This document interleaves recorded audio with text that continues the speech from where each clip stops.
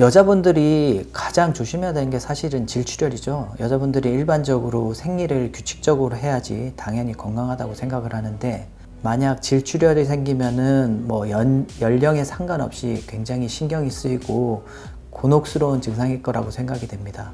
질출혈이 생기면은 일단은 무조건 걱정하지 마시고 일단 산부인과 진료를 받아보셔서 상의하는 게 좋습니다.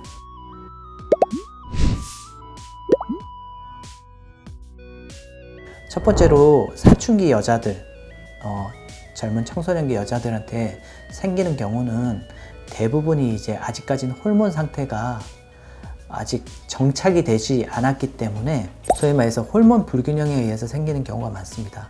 하지만은 그거 외에도 생길 수가 있기 때문에 과도한 출혈이라든지 출혈이 오래 지속되거나 그러면은 반드시 산부인과 진료를 받아봐야 됩니다. 가임기 여성, 특히 20대, 30대 여성들은 일반적으로 생리가 굉장히 규칙적인 경우가 많습니다. 10대를 벗어나고 나면 보통 20, 30대는 그냥 일반적으로 가장 아기들을 많이 낳는 시기이기 때문에 보통은 굉장히 규칙적인 경우가 많은데, 이런 분들한테도 하혈을 하는 경우가 많죠. 하혈을 할 때 제일 의심해야 되는 게 이제 자궁 내막에 있는 병변이라든지 자궁 경부에 염증이라든지, 심지어는 요즘은 이제 젊은 세대에 있어서도 자궁 경부암 또는 이형성증, 그래서 자궁 입구에 세포가 변형이 와서 출혈이 되는 경우가 많습니다.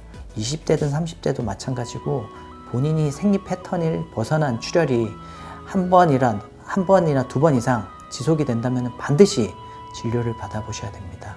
50대 이상, 특히 폐경된 여성들, 질출혈이 되면 굉장히 걱정스럽죠. 사실은 50대 이상에서 질출혈이 생기면은 첫 번째로는 무조건 암을 의심해 봐야 됩니다. 폐경이 됐는데 당연히 출혈이 없어야 되는 상황이죠. 근데 출혈이 생긴다. 가장 대표적인 질환이 자궁 내막암입니다.